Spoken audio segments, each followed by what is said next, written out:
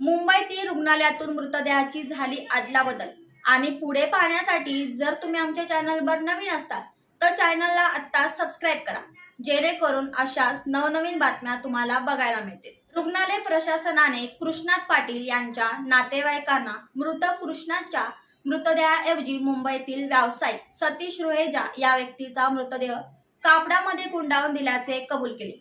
मुंबईतील एका नामवंत रुग्णालयात हे उपचारादरम्यान मृत झालेल्या व्यक्तीचा मृतदेह गुंडाळून कोल्हापुरात आल्याची अंत्यसंस्काराच्या वेळी लक्षात आले आणि स्मशानभूमीत एकच खळबळ उडाली। संबंधित रुग्णालयाच्या गालथान कारणामुळे ग्रामस्थ नातेवाईकांना मनस्ताप सहन करावा लागला। बदलून आलेला मृतदेह सायंकाळी तातडीने मुंबईकडे पाठविण्यात आला। रीतिरिवाजाप्रमाणे मृतदेहाला शेवटचे पाणी पाजण्यासाठी मृतदेहाच्या चेहऱ्यावरील कापड हटवले। त्यावेळी हा मृतदेह कृष्णात यांचा नसून दुसऱ्या व्यक्तीचा असल्याचे त्यांचा मुलगा प्रसाद याने ओळखले। ही बाब ग्रामस्थ व नातेवाईकांच्या निदर्शनास आणून दिल्यानंतर स्मशानभूमीत एकच खळबळ उडाली।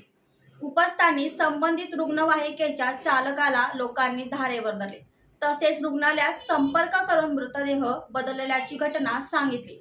रुग्णालयाने झालेली चूक मान्य करून कृष्णात यांचा मृतदेह घेऊन जाण्यासाठी नातेवाईकांना यावे असे सांगितले।